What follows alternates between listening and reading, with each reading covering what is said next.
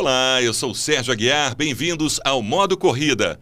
Ela começou na ginástica artística, mas, para sorte nossa, migrou para o atletismo e se tornou um dos grandes nomes no mundo do salto com vara. Eu recebo aqui no estúdio Fabiana Múria. Fabiana, é um prazer ter você aqui. Bom, é um prazer estar com você. Já tive outras vezes, falando um pouquinho de salto com vara, mas agora aposentada. Então, falando de outras coisas da minha história e de corrida também, né? E é um privilégio pra gente ter uma campeã mundial aqui no podcast. Não, é um prazer estar aqui com você. E você, já se inscreveu no nosso canal? Então vai lá, se inscreve, dá um like, deixa sugestões de entrevistados, assiste a vídeos anteriores. O importante é a sua participação. A gente também está no Instagram e no Spotify. Hora de ativar o Modo Corrida.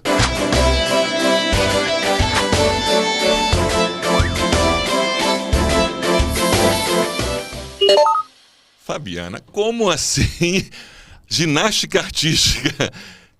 Tem que começar em algum esporte, né? Porque a gente não imaginava, né? Você com todo o teu histórico de atletismo.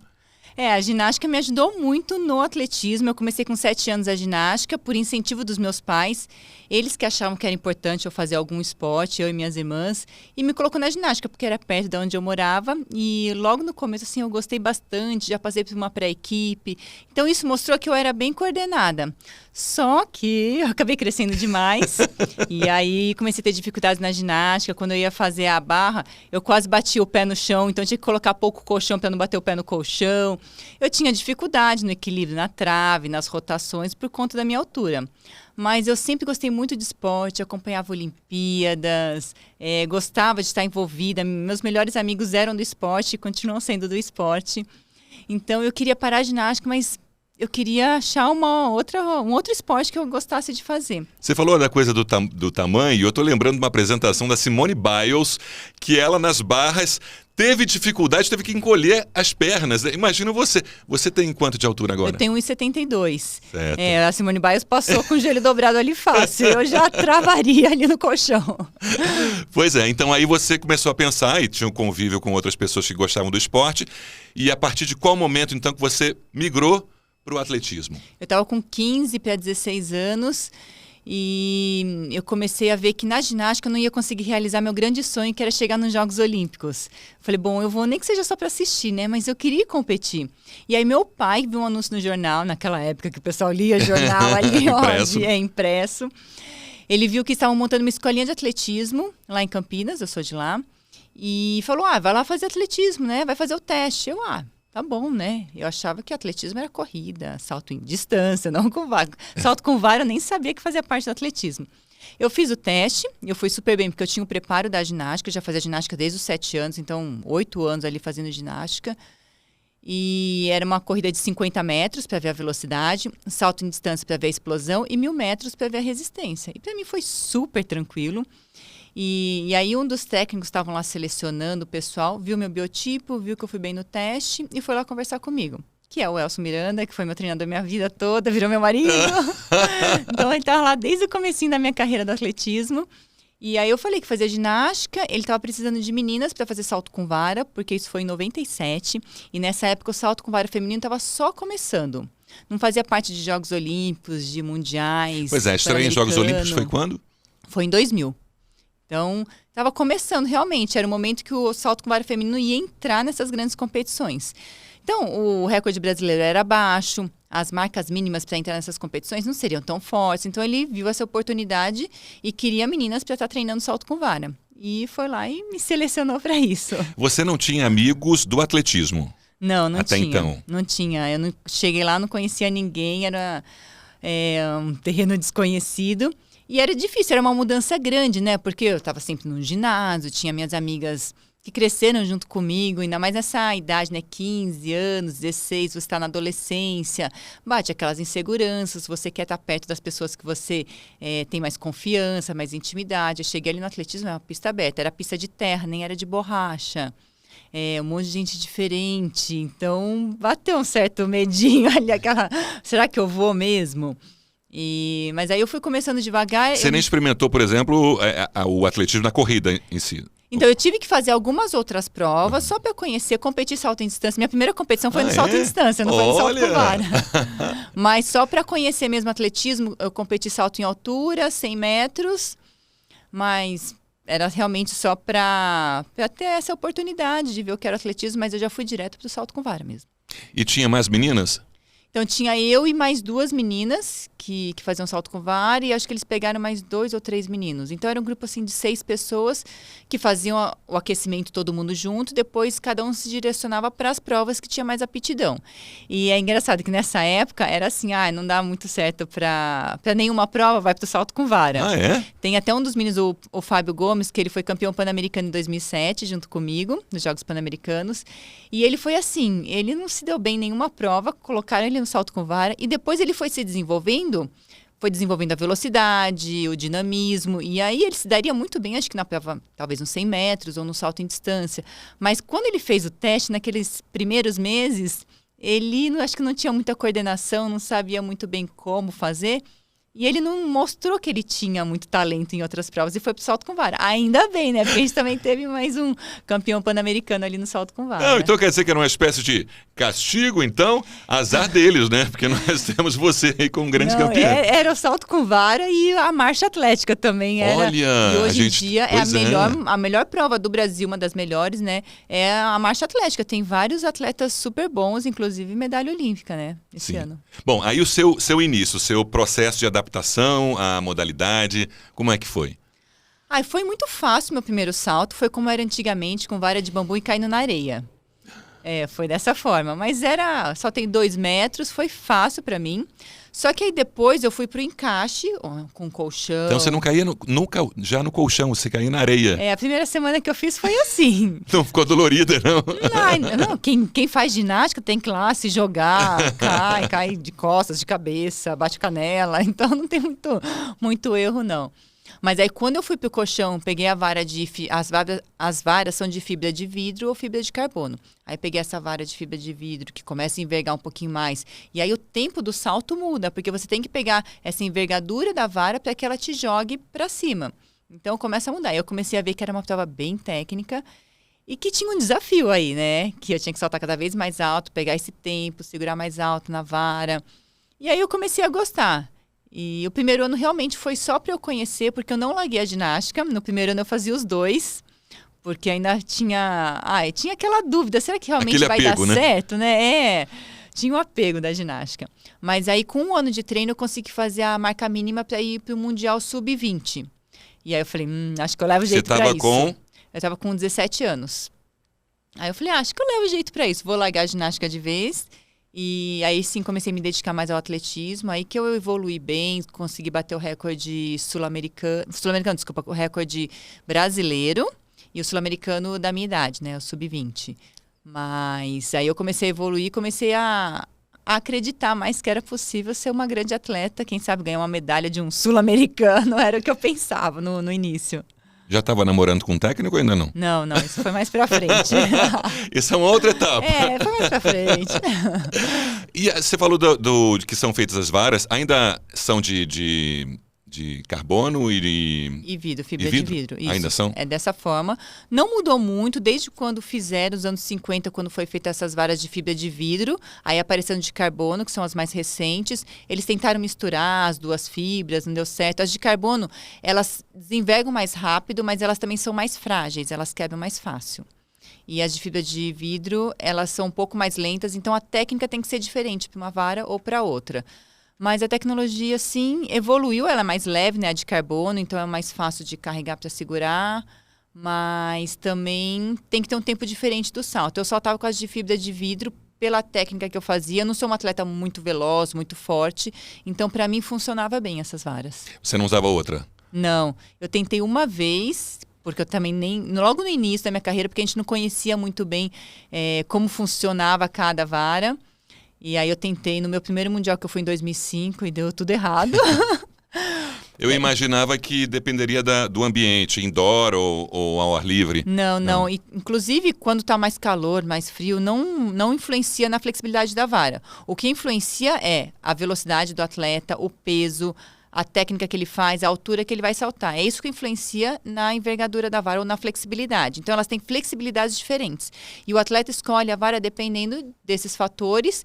Então, na competição, conforme a barra vai subindo, o atleta tem que pegar varas menos flexíveis, que vai jogá-lo para cima. Se ela for muito flexível, ela vai envergar demais e jogar pro meio do colchão, ou ela pode quebrar também. Você já passou algum sufoco? Quer dizer, vamos falar do outro sufoco mais pra frente, mas saltando. Ai, é muito ruim quando você sai do chão e não consegue chegar no colchão e volta para a pista. Então aí você tem que, imagina, eu segurava 4,40 metros, 4,30 metros, porque tem a altura do encaixe ali. Nas competições chegava a 4,50 metros. Mas quando você volta para a pista, é alto, né? E aí a sapatilha não tem aquele amortecimento todo de um tênis. Então você cai no duro mesmo. Então você tem que ver como que vai cair. Mas assim... E joelho, né? Joelho, calcanhar bate. Então eu já, assim, fui jogando um pouco para fora do colchão, mas caiu na beirada, ou volta para a pista. Isso aí é ruim. Mas eu nunca me machuquei assim muito feio por causa de uma queda e nunca quebrei uma vara. O pessoal fala, quem nunca quebrou uma vara não é saltador. Eu nunca quebrei, sou saltadora assim. Mas porque eu tinha muita coordenação e muita noção do que eu estava fazendo. Então eu não tentava colocar muito peso na vara e sim eu envergava a vara de uma forma mais técnica. E se eu sentia que ela estava envergando demais, que ela ia quebrar, eu parava o salto. Então eu conseguia controlar isso. Então eu nunca perdi uma vara porque ela quebrou assim. E qual é a velocidade que você atinge para saltar? No final da corrida... É uma corrida progressiva, né? O salto com vara. Então, no final da corrida, eu chegava a 32 km por hora. Olha. Com vara, né? Então, bem rápido. Bem rápido. Quanto que ela pesa? 2 quilos, mais ou menos. Mas quando você está segurando na ponta dela, mas já tem 4 metros para frente, aí sim ela pesa. Então, eu usava esse peso da vara a meu favor, para ganhar velocidade. Então, a vara é física, né? A vara eu estou abaixando a vara, ela fica mais pesada, eu tenho que correr mais rápido para fazer com que ela não caia tão rápido. Então, eu ganho velocidade com isso. Então, é uma técnica que eu usava para me ajudar, né, a saltar mais alto. Impressão minha ou a forma de corrida de quem faz salto com vara é diferente dos outros, do atletismo? Não é diferente, tem que ter uma corrida mais alta, porque está carregando a vara, mas... Como ela é mais lenta no início, então parece que ela é mais saltada. A sensação que a gente tem é essa. Mas no final tem que acelerar como um salto em distância, uns 100 metros. Só que a decolagem, o ângulo é diferente. Não é como um salto em distância que é mais horizontal. No salto com vara é meio termo ali do salto em altura com o salto em distância. Então tem que... É um ângulo ali, sei lá, 45 graus. Né? Não sei exatamente o ângulo, mas é mais ou menos isso. O salto em altura é mais vertical. O salto em distância é mais horizontal. O salto com vara é no meio termo ali.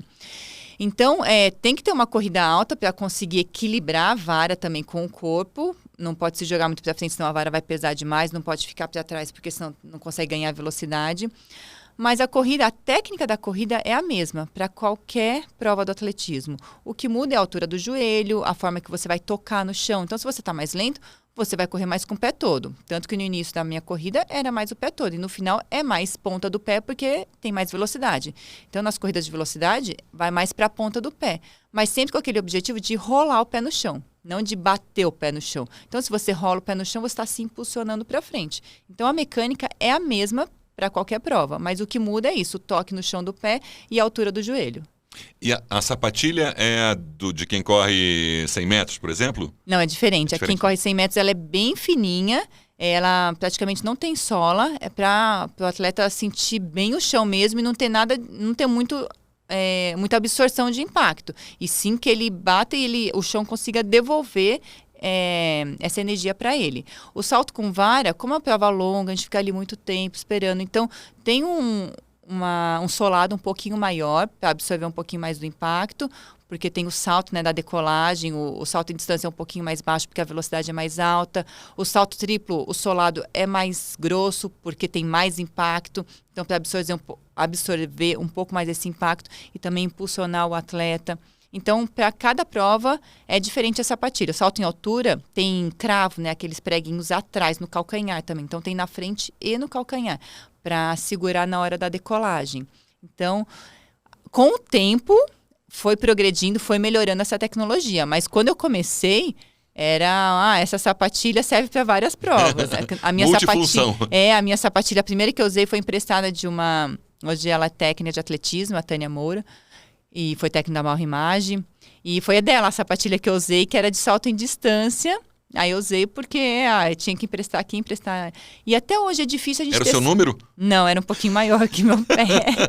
Mas era só para ver como que era.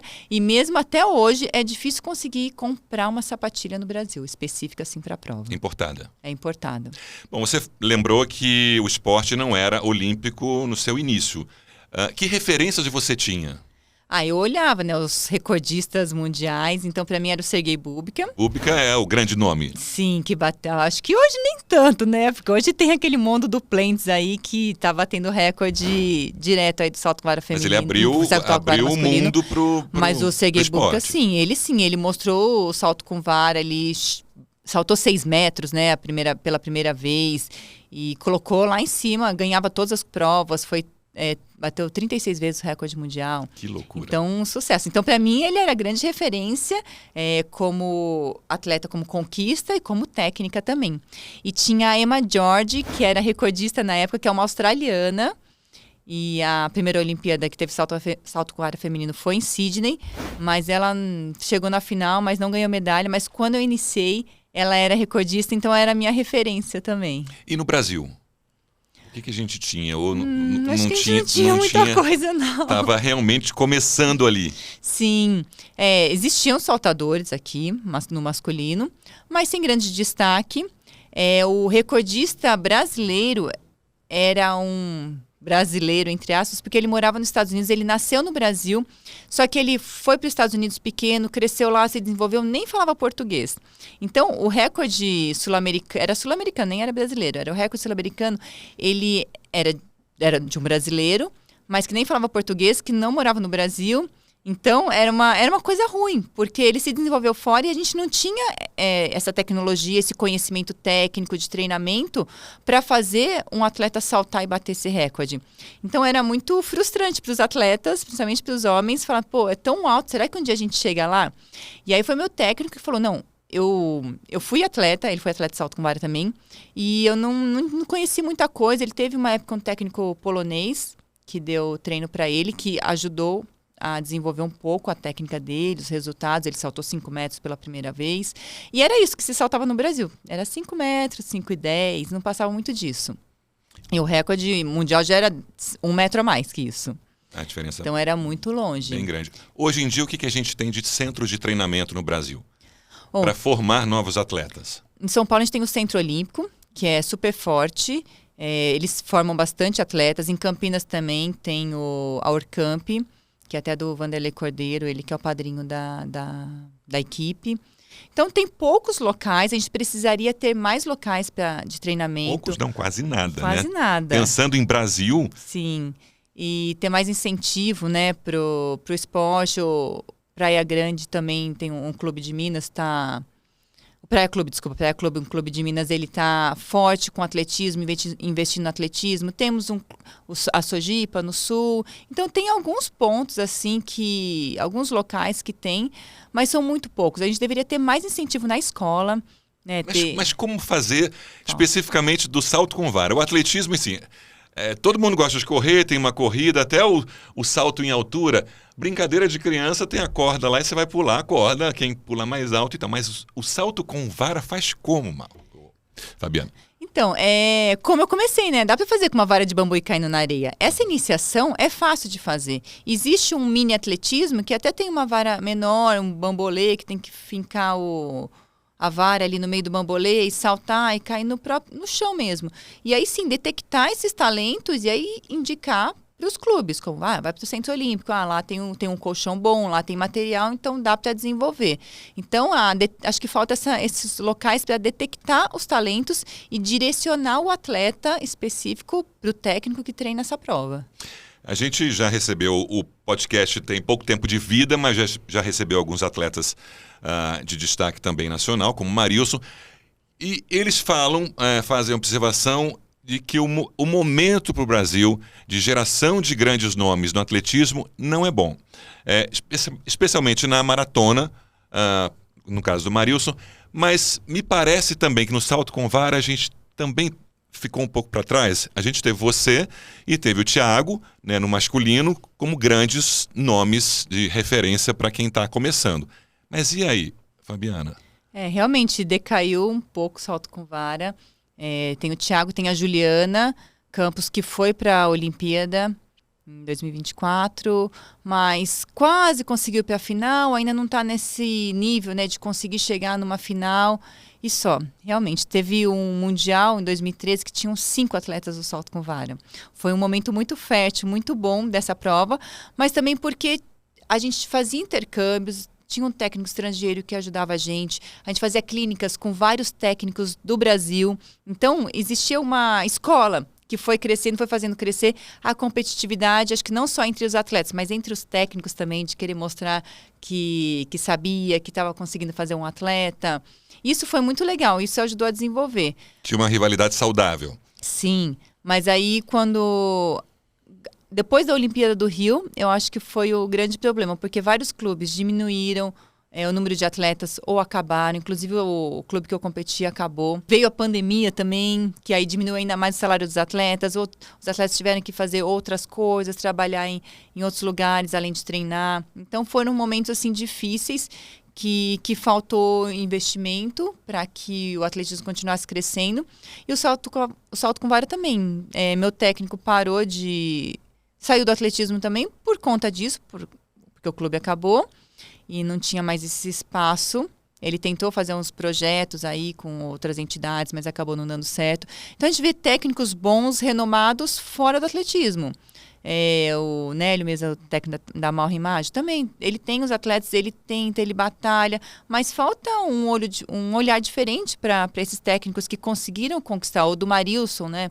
Também, o Adalto, para que esses técnicos passem experiência, o conhecimento deles para outros treinadores, para que consiga fazer outros atletas. Então, eu acho que o atletismo, não falo só do salto com vara, mas o atletismo todo pode crescer se a gente tiver uma visão diferente, se a gente conseguir se unir e colocar todo esse conhecimento para o Brasil todo, porque o Brasil é enorme, a gente tem muitos talentos, muitos. Essa é a questão. E a gente tem material humano, e hoje em dia a gente tem material, tem acesso para ir competir fora, trazer material de fora, um colchão bom no salto com vara, custa caro de fora. As varas são todas importadas, uma vara custa em torno de $600, $700.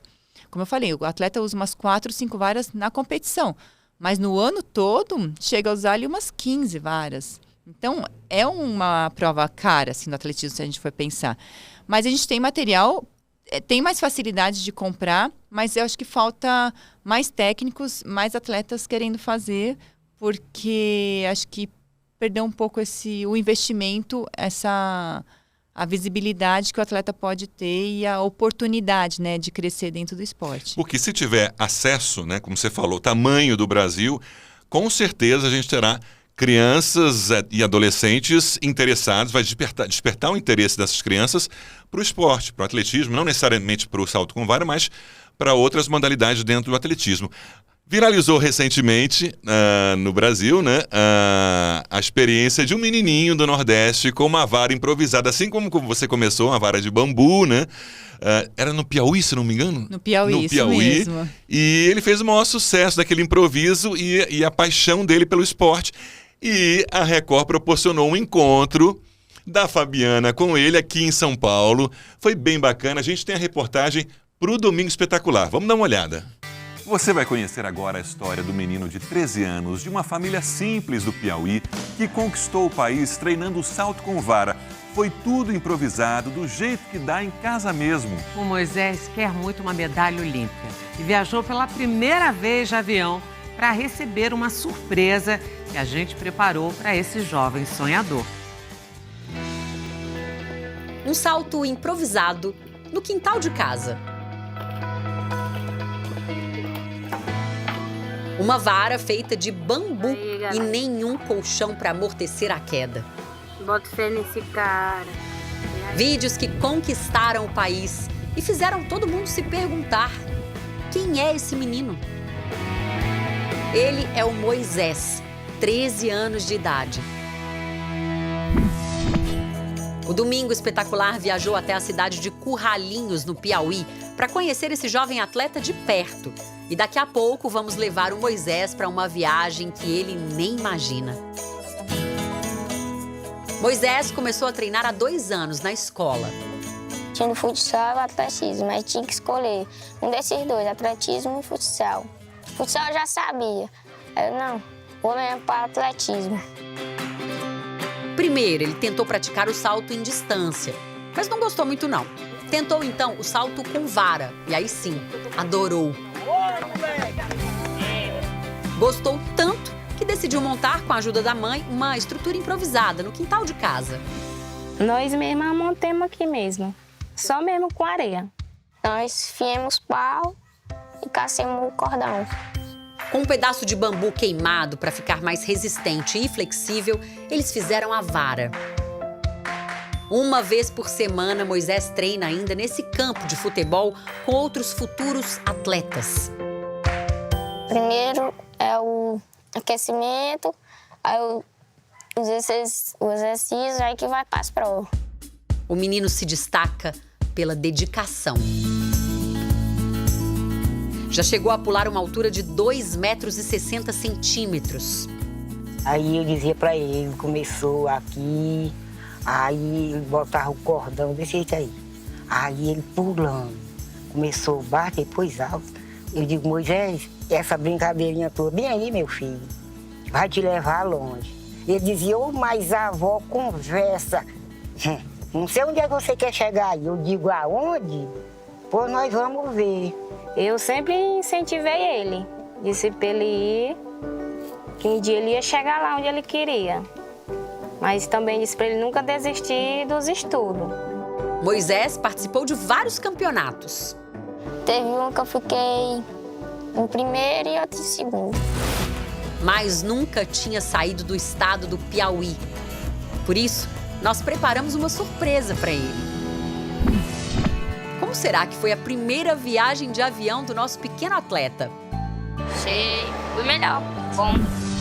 De Curralinhos, no Piauí, para o Centro Olímpico de São Paulo. Um lugar com estrutura de ponta que é uma das maiores referências na formação de atletas do Brasil. Grandão, né, Moisés? Aqui, o chão de areia dá lugar para o piso sintético. E o bambu é substituído pela fibra de carbono, uma vara muito mais flexível e segura. Ver um lugar assim te deixa mais animado ou mais intimidado, assim, com medo? O que você sente? Animado. Animado? O que passa assim pela sua cabeça? Várias coisas. É? Tipo o quê? Eu saltar. Dá vontade de saltar, né? Então, vai lá. O Vitor é coordenador do atletismo. Acabou de voltar dos Jogos Olímpicos de Paris. Que altura que você coloca lá, mais ou menos? 2,20. Os primeiros saltos são só para sentir o equipamento. Aos poucos, o garoto vai pegando o novo jeito. Nosso país é tão grande e você vê, a gente tem o exemplo do Moisés numa região precária para treinamento, mas com um professor com vontade. E aí o talento aparece. Enquanto Moisés está ali aproveitando a estrutura de ponta para treinar, ele nem imagina que tem aqui um olhar profissional, um olhar campeão voltado para ele. A Fabiana Müller tem 3 medalhas de ouro, 2 em mundiais e uma no Pan-Americano do Rio em 2007. E está aqui para conhecer e para inspirar o nosso menino, né, Fabiana? Meu primeiro salto foi igualzinho dele. Foi com vara de bambu e caindo na areia. É legal porque ele tem essa técnica de saltar com a vara rígida, né, com a vara sem envergar. Isso pode ajudá-lo bastante depois que a vara começa a envergar. A atleta que ficou entre as 10 melhores do mundo na modalidade por 11 anos estava ansiosa para conhecer de perto esse novo talento. Também, Fabiana Müller, de salto com vara. Tá saltando bem, hein? Tá difícil saltar aqui? É mais fácil lá na terra ou aqui? Na terra. Rapidinho eles ficam amigos. Se você começar a abaixar a vara um pouquinho antes, quando você abaixou o elástico, você conseguiu fazer isso, abaixar a vara um pouquinho antes, aí você conseguiu saltar. Uma coisa muito importante também é não deixar a vara muito aqui de lado, porque se ela tá muito de lado, o seu corpo vai e a vara fica. Depois de ouvir várias dicas de alguém que já saltou 4,87 metros, Moisés não vê a hora de colocar tudo em prática. Ainda bem que você saiu um pouco mais para trás, né? Você teve mais espaço para correr e saiu o salto. E que tal dar ao Moisés um gostinho de futuro, hein? Quer ganhar uma dessa um dia? Ah lá, isso aí, tem que sonhar, tem que treinar muito. Você pode chegar lá. O que você sonha para o seu futuro, Moisés? Para as Olimpíadas. Ir para as Olimpíadas? Los Angeles 2028?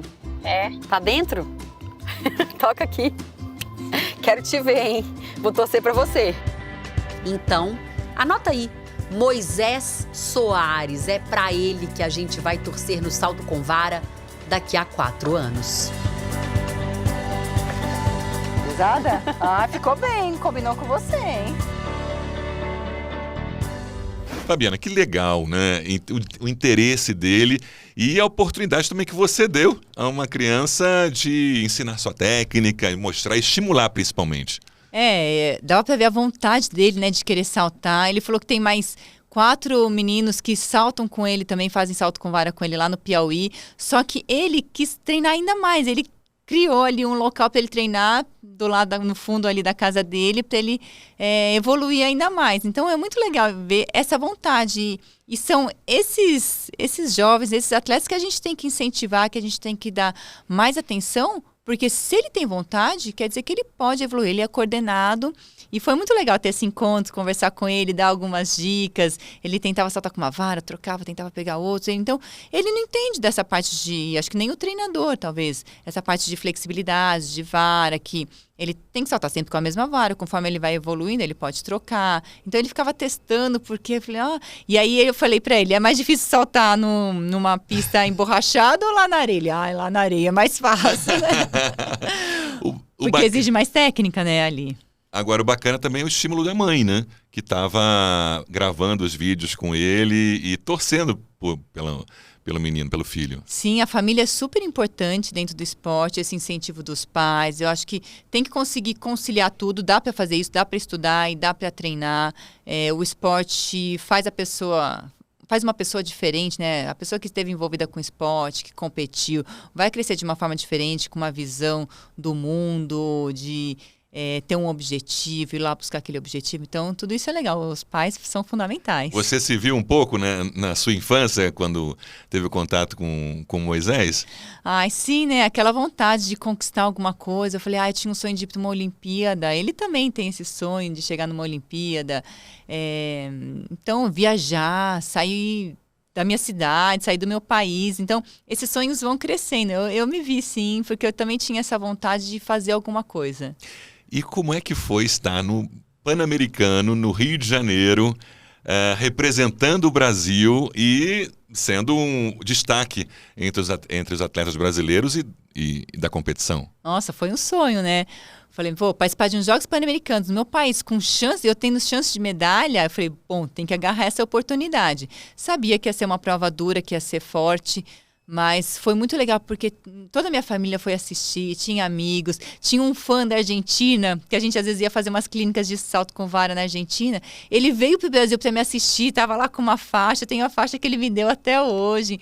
Então, ter o público, ter o brasileiro torcendo, de uma prova que eles nem conheciam na época, o salto com vara. E era aquela torcida, tinha brasileiro, eles estavam gritando, estavam torcendo. Então foi muito legal, foi emocionante. E conquistar a medalha de ouro ainda mais, né? Foi a primeira medalha de ouro do Brasil no Engenhão. Então foi bem emocionante, bem marcante. Eu falo assim que foi um passo, um degrau, né, que eu subi na minha carreira. Foi 2007, 2010 e 2011, o seu auge, né? Campeã indoor, campeã mundial. E aí, o sonho sendo concretizado. O objetivo era buscar uma medalha de mundial, né? Depois que os sonhos vão crescendo ali.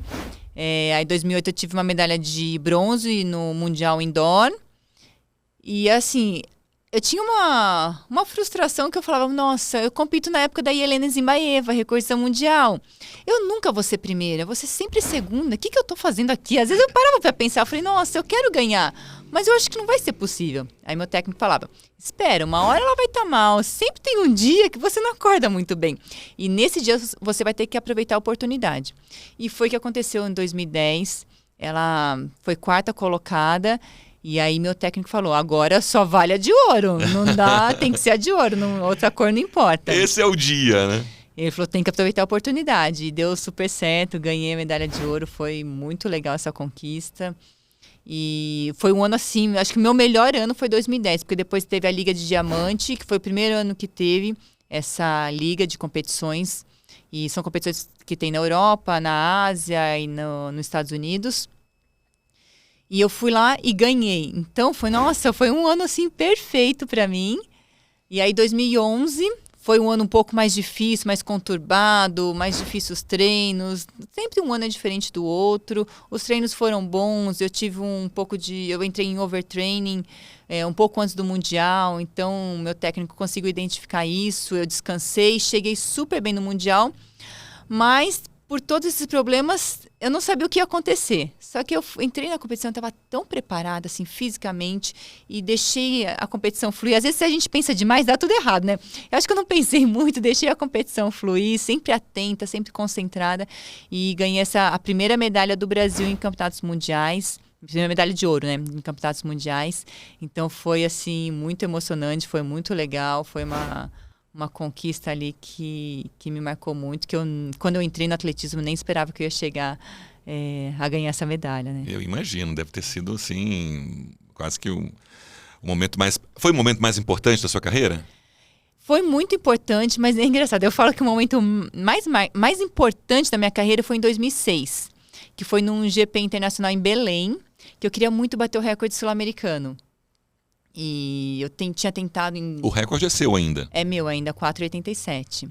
E aí era de uma argentina e eu tinha tentado em 2 competições antes, não tinha conseguido. Aí em Belém, falei, não, preciso bater esse recorde. E aí foi uma competição difícil, disputada com uma americana. O recorde era 4,42 da Argentina, eu só tenho 4,55 nessa competição. Então eu subi muito, assim, melhorar 5 centímetros é bastante no salto com vara. E essa marca me abriu portas para eu ir competir na Europa. Porque aí, com essa marca, eu consegui entrar nessas grandes competições. Então, eu falo assim que eu acho que o momento mais importante da minha carreira foi essa competição, esse GP internacional em Belém, que eu subi esse degrau e abriu essas portas para eu competir lá fora. E conhecer, né, as outras meninas que eu via só o nome ali na internet, só vídeo, tá junto com elas, ver que elas são pessoas como eu, que elas também têm dias ruins. Que também começaram na ginástica artística. Também. E Zibaeva começou como você? Começou na ginástica artística, também cresceu demais, foi pro salto com vara. Então você começa a ver coisas, falou, nossa, ela é como eu, ela passou a mesma coisa. Nossa, ela treinou mal hoje, ela tá chorando porque ela treinou mal. Então eu falei, nossa, se ela conseguiu, eu também posso. Então isso é muito legal, a gente ter os ídolos, mas os nossos ídolos, eles também são humanos, eles também têm sentimentos. Então, isso mostra que a gente é capaz também. Mas como é que é entrar numa competição com alguém que, teoricamente, tá num degrau acima de todos, né? Que era o caso da Zibaeva, que estava ganhando tudo naquela época. E tipo, o que bate mais? Bate mais aquela, vou superá-la ou vou assim, caramba, ela é mais do que eu e me freia? Bom, no primeiro momento assusta mesmo. Você fala, nossa, nunca vou saltar desse jeito. Você lembra quando foi a primeira competição que encontrou com ela? Eu encontrei em 2005 no meu primeiro mundial, que foi em Helsinki. E ela saltou 5 metros na competição, bateu o recorde do mundo. Eu nem fui pra final, quase fui pra final, saltei super bem. Fiz a minha melhor marca lá, mas não era suficiente pra ir pra final. Ela foi a primeira a saltar 5 metros? Foi a primeira a saltar 5 metros. E aí, nossa, pra mim aquilo lá era o máximo, né? E aí eu encontrei, nossa, foi muito legal encontrar os outros atletas.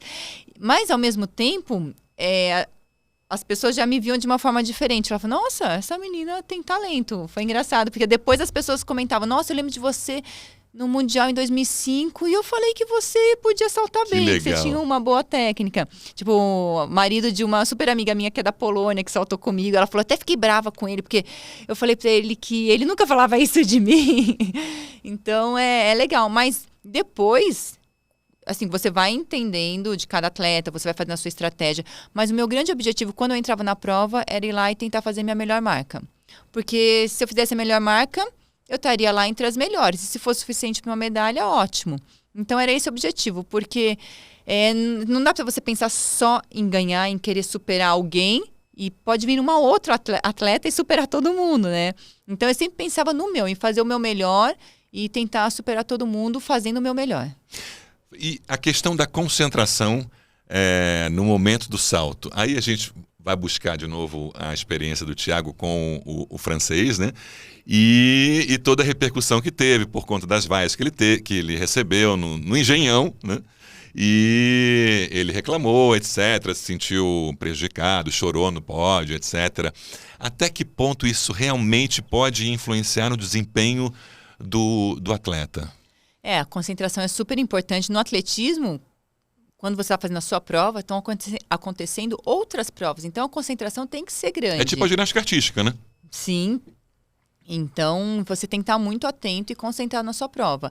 A torcida influencia bastante. Se bate palma, se grita, te incentiva. Mas, ao mesmo tempo, você tem que ter o controle. Porque se bate palma, você corre, acelera demais, não vai conseguir saltar. Dá errada a corrida. Então, tem que saber usar esse incentivo a seu favor, mas sem se descontrolar. Mas o oposto também, né? Quando te vaiam, assim, na verdade eu nunca vi isso fora do Brasil. É ruim, né? Acaba atrapalhando. Mas ele estava certo mesmo. Não é comum isso. Não acontece isso. Vaiar um recordista mundial, né? Ele era recordista mundial na época. Mas eu acho que ele também se desconcentrou. Quando ele saltou o 5,98, que era recorde olímpico, ele achou que tivesse ganho. Ele achou que o Thiago não fosse superá-lo, porque ele nunca tinha feito isso. E o Thiago foi lá e conseguiu. Então, eu acho que o francês, ele se desconcentrou. E aí, com a torcida, ele ficou mais nervoso ainda. E aí, ele não conseguiu saltar mais. Então, foi uma situação chata pro francês. Eu acho que, se a gente for pensar, não é o clima do esporte isso. O clima do esporte é você torcer para as pessoas e que o seu atleta vá melhor que todo mundo. E eu sou amiga dele, então eu acabo defendendo um pouco ali o lado dele. E ele tinha dado uma entrevista falando sobre a inconsistência do Thiago. Acho que talvez isso tenha contribuído para a manifestação da própria torcida. E, coincidência ou não, o Thiago ganhou, mas depois vieram problemas envolvendo o Thiago, né? Problemas com doping, ele competiu, ele conseguiu uma liminar para tentar a vaga para a Olimpíada, mas, enfim, foi um problema ali que acabou prejudicando muito o Thiago, a questão do doping e essa inconsistência dele. É difícil você chegar no topo, mas é mais difícil ainda você se manter. Essa frase é super verdadeira, porque não é fácil. Você batalha, você treina para você conseguir fazer sua melhor marca, buscar aquela medalha, mas é importante você se manter lá no alto, no auge. E o Thiago fala assim que a medalha da Olimpíada, depois disso, ele se abalou, ele se acomodou, foi difícil para ele conseguir, ele não conseguiu lidar com isso. E ele foi realmente muito inconsistente, mas chegou na Olimpíada de Tóquio, ele conseguiu uma medalha de bronze. E aí agora foi uma contaminação, né, por um suplemento. E infelizmente não conseguiu estar nessa Olimpíada, que ele teria condições também de disputar uma medalha. Mas realmente ele foi bem consistente, e isso por conta não só da concentração, mas é uma rotina de treino, né? Você tem que se manter sempre motivado. Criar essa motivação é difícil. Imagina, você todo dia ter que levantar, treinar, ter um objetivo, buscar aquilo. Você ganhou... Eu passei por isso várias vezes. Eu ganhei o Pan-Americano, eu perdi um pouco a motivação. E aí depois você tem que ir pensando no seu próximo objetivo para buscar essa motivação. Mas a gente é assim, acho que não é só no esporte, né? No dia a dia, no nosso trabalho, a gente tem que ter uma motivação. O que eu quero? Onde eu quero chegar? O que eu quero agora? Senão cai numa rotina, Agora, o que a gente observa é que tem a questão do doping sempre rondando ali, especialmente o atletismo, Fabiana. Acho que não é só atletismo, mas tem vários esportes, Sim. né? E a gente tem que tomar muito cuidado. Eu sempre fui, assim, muito neurótica. Hoje eu tô aposentada, então eu tomo essa água que já estava aqui na mesa. Mas se eu fosse atleta, não tomaria, não. Vai que colocaram alguma coisa. Não, tô brincando. Mas era assim, eu era super atenta a tudo. Eu ia tomar um remédio, perguntava pro meu médico se podia tomar remédio, passar uma pomada. Posso usar essa pomada? Porque... qualquer um remédio que você acha que é inocente pode ter alguma substância que você pode cair no doping. Então, tem que ter uma atenção muito grande. Lógico, existem pessoas que realmente vão atrás para querer usar, para querer ter uma performance melhor, mas está cada vez mais difícil usar, porque o controle é muito grande. Tem um programa que você tem que falar todo dia, um horário do dia, que eles vão te encontrar para fazer um doping surpresa, um antidoping surpresa. Então, não é fácil, mas mesmo assim, as pessoas tentam achar um jeitinho ali de burlar, de dar essa roubadinha aí de usar o doping, mas acho que faz parte do esporte, mas não deve ser assim, porque é questão de saúde, né? Esporte competitivo não é saúde, porque a gente treina muito e usando substâncias que não pode, usando doping, é pior ainda para a saúde. Então, a gente tem que pensar no nosso futuro, porque o esporte, né, acaba cedo. Então, e a nossa saúde depois? Com certeza. A gente falou de Olimpíada do Rio e você, no início da conversa, falou sobre o seu sonho de ir a uma Olimpíada e de ganhar uma medalha olímpica. Você se destacou no esporte, é um dos principais nomes do salto com vara. Por quanto tempo você ficou entre as 10, mais 11 anos? 11 anos entre as 10 melhores do anos. mundo. Mas o que acontecia nos Jogos Olímpicos? Nossa, não sei dizer também, viu? Eu cheguei em 2008, que foi minha primeira Olimpíada, super confiante. Eu era a terceira melhor do ranking mundial, que eu tinha feito uma marca super boa aqui no Brasil, no Troféu Brasil. E aí, uma das minhas varas não estava lá na pista na hora da final. Fui mal na competição, tentei me adaptar, tentei voltar àquela concentração e não deu certo. Terminei na 10ª colocação. Em Londres, 2012, eu era favorita, porque eu tinha ganho o Campeonato Mundial um ano antes. Sabia que Londres, o clima era difícil, o tempo, podia chover, nevar, fazer calor, frio, tudo no mesmo dia. Fui preparada para isso, mas o vento estava muito forte e não só eu fui prejudicada, mas as atletas mais novas, mais leves, desculpa, as atletas mais leves ou que tinham uma técnica que corria mais alta, com a vara mais alta, tiveram mais problema, não passaram para a final. Inclusive uma ex-recordista mundial russa também não foi, uma inglesa caiu, quebrou a mão, então tiveram vários problemas também. Então, esse vento inconstante acabou me atrapalhando. E na Olimpíada do Rio, eu acabei tendo uma hérnia cervical. Então, falou assim, não foi nada psicológico, eu estava bem, eu estava preparado. Eu queria buscar uma medalha, eu queria mais do que todo mundo essa medalha. Mas eu falo que eu não tinha sorte com os Jogos Olímpicos, não sei o que acontecia. Não sei mesmo. Mas não teve um efeito psicológico com a vara ou foi a falta da vara que te atrapalhou num desempenho melhor? Quando a gente vai fazer uma busca no teu nome no Google...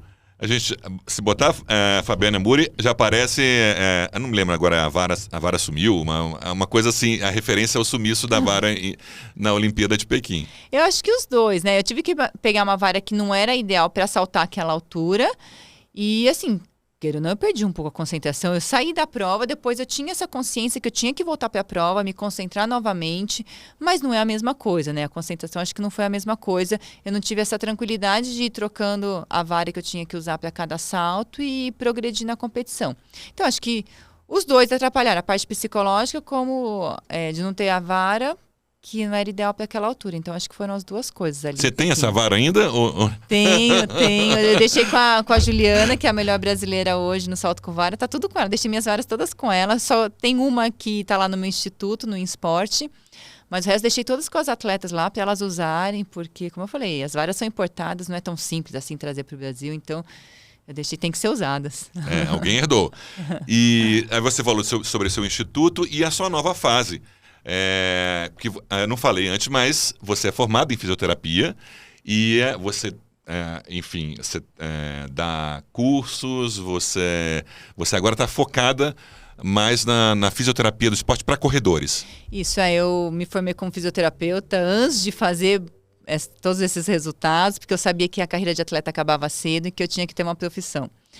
E aí, quando eu parei, eu resolvi abrir o InSport junto com o meu técnico, 2 fisioterapeutas e o médico, todos que cuidavam de mim ali do atletismo, mas trabalhar como físio, não na parte de tratamento de lesões, e sim na parte de prevenção, com exercícios posturais, exercícios de fortalecimento, prevenção e técnica de corrida. Então, hoje eu trabalho nessa área e também estou entrando no online ali com a corrida de rua, fazendo técnica de corrida, não passando planilhas, não de treino, mas e sim focando na técnica da corrida, que foi super importante na minha carreira, todo esse fortalecimento muscular, pensando em tendão. Eu tive pouquíssimas lesões durante a minha carreira e se isso me ajudou, eu posso ajudar as pessoas com esses exercícios. Lógico, adaptado para a condição de cada um, para o objetivo de cada um. E a técnica da corrida foi super importante para que eu conseguisse essa velocidade que eu não tinha naturalmente. E como eu disse, a técnica da corrida ela é igual para qualquer prova do atletismo. O que vai mudar é alguns parâmetros em relação ao toque do pé no chão, a altura que o joelho vai subir. Então, dá para a gente adaptar essa corrida do salto com vara para corridas de rua, corridas mais lentas, que as pessoas, esses corredores, né, informais, amadores, fazem. Pangarés como eu. Ah, eu acho que você corre bem, viu? Você não corre mal, não. Pangarés, eu tô nesse grupo. E o que é interessante é que esse grupo está crescendo cada vez mais. Você vê aqui as ruas de São Paulo, domingo, interdição, corrida de rua. E realmente tem um público surgindo. O que seria bom é transformar essas pessoas, ou algumas delas, né, em potenciais atletas para o atletismo também. E a gente vê muita gente, tem gente que vai lá no instituto para fazer a técnica de corrida. Eu tenho o online também, que é o método Moura de técnica de corrida, que é uma plataforma que as pessoas também conseguem comprar. E aí, assim, atender o Brasil todo para que consiga melhorar a corrida. Mas eu vejo muita gente, assim, mais velha já, que talvez não tenha mais idade para conseguir uma performance para ir para os Jogos Olímpicos, que não esteve envolvida no esporte antes, quando era mais novo. Porque talvez se tivesse, teria conseguido chegar lá, mas depois dos 40, dos 50, o corpo também dá uma segurada ali, né? Ele dá uma reclamada, então fica mais difícil. Mas eu vejo muita gente com talento que não teve envolvido no esporte antes. Legal que está envolvido agora, e a corrida é muito fácil, né? Você vai viajar, você conhece os lugares correndo, isso é muito legal. Muito legal, eu falo isso, assim, cara, e às vezes eu tô no hotel e eu pergunto para a menina da recepção, eu queria dar uma corrida, você, tem aqui, tem uma pista de 2 quilômetros. Aí eu falei assim, não, mas eu não quero de 2 quilômetros, eu quero de 15 quilômetros. Aí as pessoas não têm noção, às vezes, né, da recepção. A gente só dá uma corridinha assim, básica, de no máximo meia hora. E aí você fala assim, não, eu quero correr 15, 20 quilômetros, um pouquinho mais, né? Tipo, aí, engraçado que você sai da pista, né, no que seria a pista de corrida, e vai conhecer a cidade com uma outra visão. Isso é muito legal também. Então, e assim, eu vejo muita gente correndo, tô indo lá para o esporte, eu passo perto dos parques, as pessoas indo correr cedinho. E aí eu vejo umas pessoas que correm mal, que falam, nossa, a pessoa vai se machucar correndo assim. E eu quis ajudar as pessoas de alguma forma. E eu falei, bom, eu preciso abrir mais para essas pessoas, não só me manter aqui em São Paulo, no meu instituto, e sim levar isso para as pessoas de fora, para outros lugares do Brasil, né? Então, quanto mais gente correndo, melhor envolvida com esporte, saúde, melhora tudo, né? Desentope os hospitais, melhora a segurança, porque as pessoas começam a se ocupar com outras coisas. O esporte é maravilhoso. Não, integra, é vida, é tudo, como você falou. Agora, o instituto fica onde? Fica na Gabriel Monteiro da Silva, ali perto em São Paulo mesmo. Marginal Pinheiros. Já está há quanto tempo? Há 8 anos, vai fazer 8 anos. Olha, 8 já anos, tem bastante tempo. Você tem ideia de mais ou menos quantas pessoas você atendeu desses 8 anos? Bastante gente, viu? Não sei, uma vez a gente até fez as contas ali anual, mas agora eu não vou ter de cabeça, tem gente que vai que não tem problema nenhum, vai pra Tietá mesmo, já teve isso também. E às vezes aparecem os atletas olímpicos ali, do vôlei, do atletismo. Não, a Tietá é você que eu tô falando. Eu sei. Às vezes aparece sim pra conhecer, mas a maioria quer realmente treinar, ter qualidade de vida, ter saúde, então não é só para atleta profissional, e sim para quem quer cuidar da saúde, cuidar do corpo. É porque correr, teoricamente, é fácil, né? Botou um tênis, saiu, a gente está condicionado a fazer o movimento da corrida. Agora, como você falou, tem que ter uma certa precaução, tem que ter uma noção de riscos para evitar lesões. Diminuir o risco de lesão, né?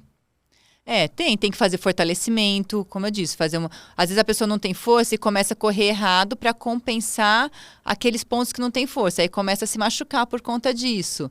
Então, fazer um fortalecimento, entender um pouco da mecânica da corrida é importante para que você consiga ter essa longevidade, né? Passar mais tempo correndo, não fique parando toda hora por conta de lesão, indo num fisioterapeuta, num médico.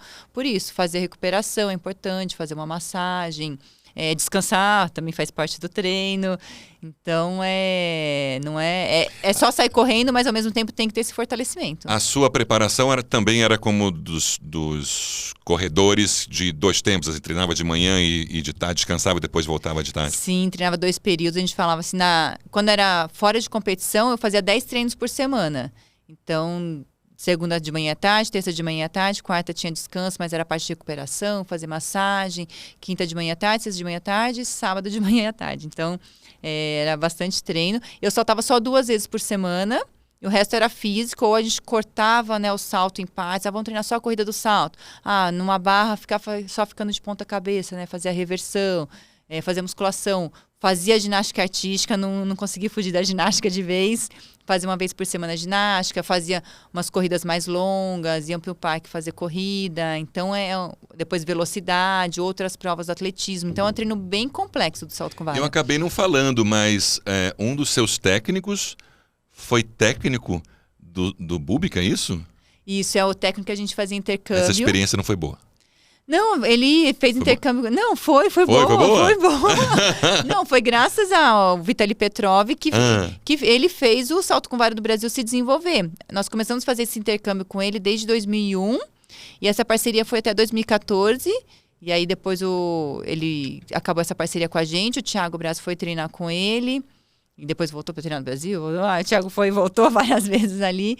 Mas foi essencial para que o salto com vara se desenvolvesse. Porque eu achava, ou eu tinha lido alguma coisa, que a técnica dele era diferente, que você talvez não tivesse se adaptado a isso. Teve isso ou não? Não, foi um ano. Foi no ano de 2012, para a Olimpíada, que aí ele começou a pensar em umas coisas um pouco diferentes na técnica, e isso não foi bom para mim, eu não consegui me adaptar muito bem, porque eu não tinha tanta velocidade, e não foi muito bom. E aí eu acabei voltando um pouco à técnica que eu já fazia, e aí deu certo. Mas foi graças a ele que a gente teve esse conhecimento em relação à periodização, a treino, a técnica, até conseguir patrocínio de vários que eu consegui foi através dele. Então, ele foi essencial pro salto com vara e para os meus resultados. Bom, tô vendo, a gente tem várias... Vou lembrando das coisas aqui, mas o tempo já passou do podcast. Você já fica convite para você voltar em outras oportunidades, para falar do Instituto um pouco mais. Mas antes de encerrar, temos um quadro que é super leve, acho que você vai gostar. Não vai ter dificuldade de responder, é muito mais fácil do que saltar então 4,80 e 7, né? Não, esses quadros eu fico meio tensa. Vamos lá então? Vamos. Hora de ativar o modo sprint.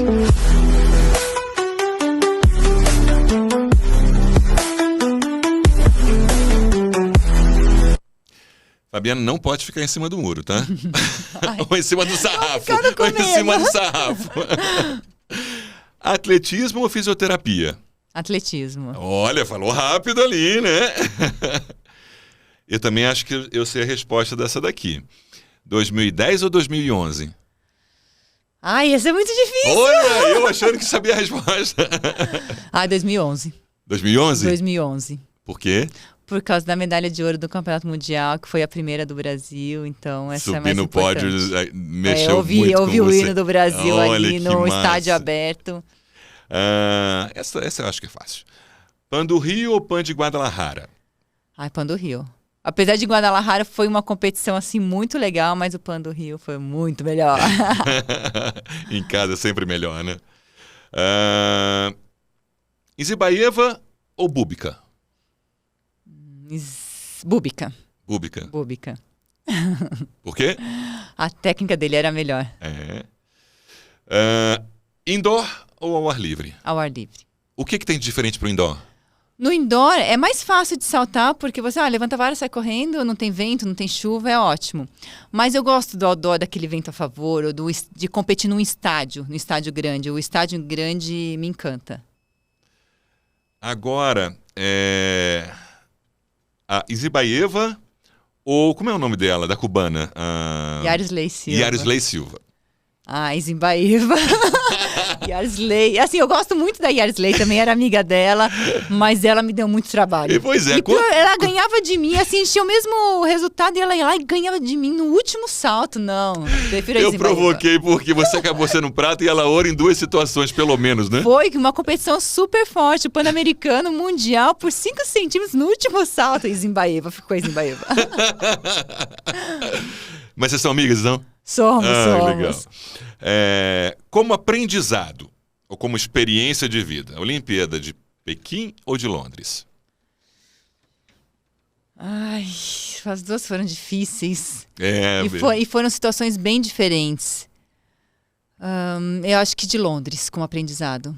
Eu aprendi a amadurecer muito depois de Londres. Em relação à visão, em relação a tudo, as redes sociais, porque já tinha mais redes sociais, a entender o público, a entender o que eu quero.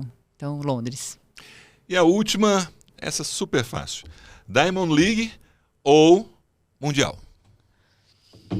Ai, as duas são muito legais. Eu falei fácil. Não é fácil, não. Super fácil. Diamond League é muito legal, porque é uma etapa, você vai indo, a cada etapa, você vai... Na minha época juntava pontos, aí na última era pontos dobrados, quem tinha mais pontos. E Mundial é aquela competição que você tem que estar bem, mas o Mundial depende do Diamond League. Ai, eu tenho que responder uma delas? Não pode ficar em cima de sarrafo. Sabe que eu acho que eu prefiro o Diamond League? Porque tinha uns estádios que eu gostava muito de competir. Então, pela sensação de estar nesses estádios que eu gostava de competir. Mundial sempre era um estádio diferente, foi muito legal, mas eu não conhecia, por exemplo, Daegu, que eu ganhei. Eu não conhecia o estádio, fui lá e competi uma única vez. Berlim, eu fui lá e competi duas vezes acho que competi em Berlim. Então é pouco.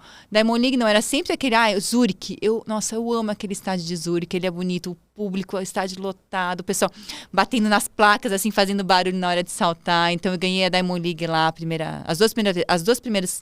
as duas vezes que eu ganhei a Diamond League foi lá em Zurique.